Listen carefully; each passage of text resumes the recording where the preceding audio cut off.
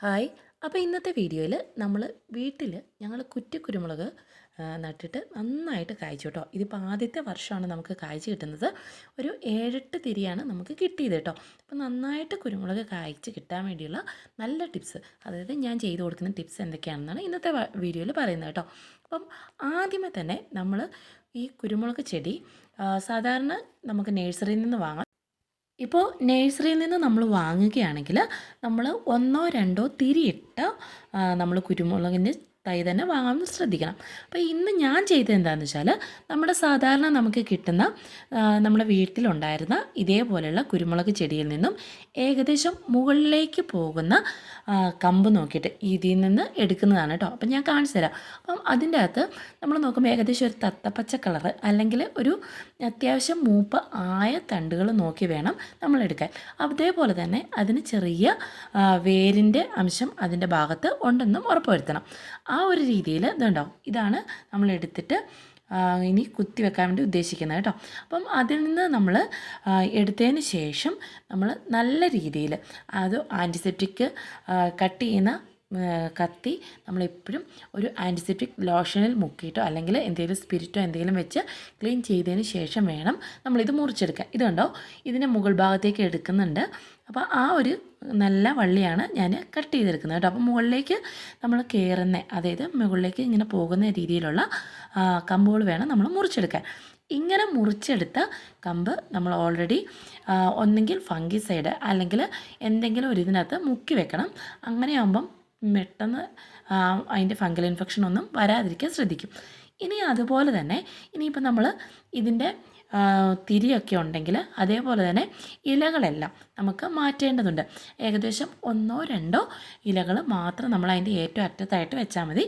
ഞാൻ ഇതിൻ്റെ ഓരോ ഇലകൾ മാത്രം വെച്ചിട്ട് ബാക്കി എല്ലാ ഭാഗവും കട്ട് ചെയ്ത് കളയുന്നുണ്ട് കേട്ടോ. അപ്പോൾ നമ്മൾ എടുത്തിരിക്കുന്ന ചെടി, അതായത് ഇതിൻ്റെ മദർ പ്ലാന്റ് എന്ന് പറയുന്നത് നല്ല നന്നായിട്ട് ഇങ്ങനെ കുരുമുളക് ചെടി ഉണ്ടാകുന്നതാണ്. അതേപോലെ തന്നെ നല്ല വലിപ്പമുള്ള കുരുമുളക് ചെടി തന്നെയാണ്. ഇനി നമുക്കിനി ഇതിൻ്റെ ഒരു പാത്രം എടുക്കണം. അതായത് സാധാരണയായിട്ട് ഞാനിപ്പം ഗ്രോ ബാഗിലായിരുന്നു കഴിഞ്ഞ പ്രാവശ്യം നട്ടത്. അതേപോലെ തന്നെ ഇപ്പം ഞാൻ എടുത്തിരിക്കുന്ന ഒരു ചെറിയ പെയിൻറ്റ് ബക്കറ്റ്. അപ്പം ബക്കറ്റിൻ്റെ ഉള്ളിലോട്ട് ആദ്യമേ തന്നെ നമ്മൾ വെയിറ്റ് കുറയ്ക്കാൻ വേണ്ടി കരികില നന്നായിട്ട് ഇട്ട് കൊടുക്കുന്നുണ്ട്. അപ്പോൾ നമ്മൾ സാധാരണ പോട്ട് മിക്സ് എടുക്കുന്നത് മണ്ണ്, മണൽ, അതേപോലെ തന്നെ ചാണകപ്പൊടി. ഇനി ഈ ചാണകപ്പൊടി എടുക്കുമ്പോൾ പിന്നെ നിങ്ങൾക്ക് വേണമെങ്കിൽ കമ്പോസ്റ്റ് എടുക്കാവുന്നതാണ്. അപ്പം ഇത്രയും ഭാഗം മാത്രം എടുത്തിട്ട് നല്ല രീതിയിൽ നമ്മളൊന്ന് ഇളക്കി കൊടുക്കണം. ഇനി അതിൻ്റെ അകത്തോട്ട് എന്തെങ്കിലും ഒരു ഫംഗിസൈഡ് ഞാൻ ഇൻഡോഫിൽ എടുക്കുന്നുണ്ട്.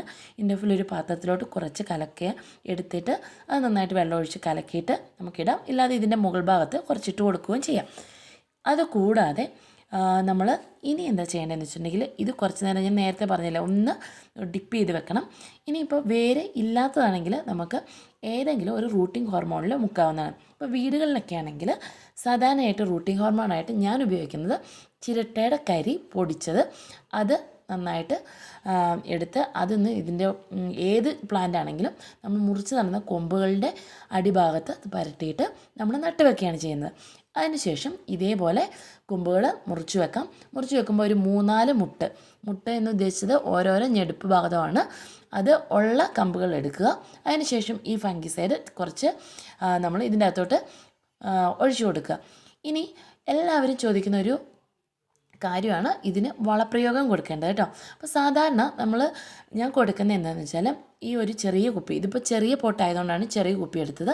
ഈ ഒരു പോട്ട് നമ്മൾ അടിഭാഗം, അതിൻ്റെ അടപ്പുള്ള ഭാഗം ഒന്ന് ചെറുതായിട്ട് ഓട്ടയിട്ട് ശേഷം നമ്മുടെ തക്കാളിയുടെ വേസ്റ്റ്, അതേപോലെ വീട്ടിലെ പച്ചക്കറി കേട്ടോ, അതാണ് മെയിനായിട്ട് ഉദ്ദേശിക്കുന്നത്. അതായത് ഒരു ചെറിയ മിനി കമ്പോസ്റ്റ് അത് നമ്മുടെ ചെടിയുടെ ചോട്ടിൽ ഇട്ട് വെക്കാൻ വേണ്ടിയാണ്.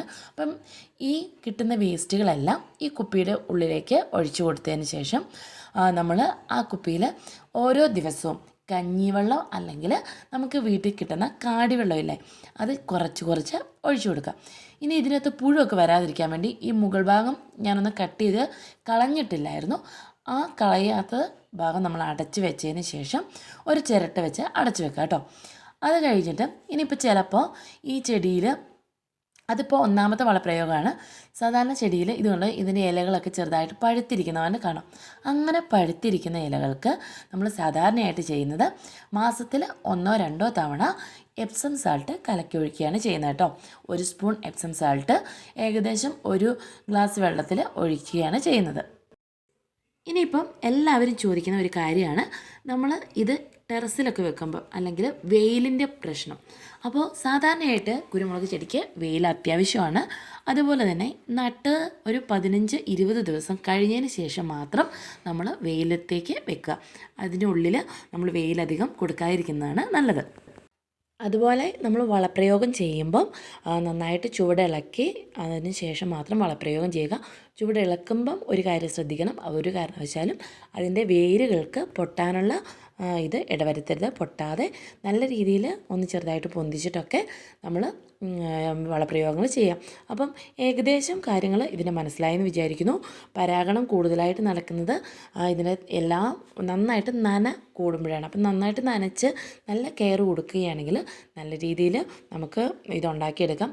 മെയിനായിട്ട് നമ്മൾ കുറ്റിക്കുരുമുളക് ചെടി നടുന്ന സമയം എന്ന് വെച്ചിട്ടുണ്ടെങ്കിൽ ജൂൺ-ജൂലൈ മാസത്തിലാണ്. അല്ലാതെ നട്ടാലും കുഴപ്പമൊന്നുമില്ല, നമുക്ക് നഴ്സറികളിൽ നിന്നൊക്കെ ഇപ്പം അവൈലബിളാണ്. ഇളക്കമുള്ള മണ്ണും നീർവാർച്ചയുള്ള മണ്ണുമാണ് ഇതിന് ഏറ്റവും അത്യാവശ്യമായിട്ട് വേണ്ടത്.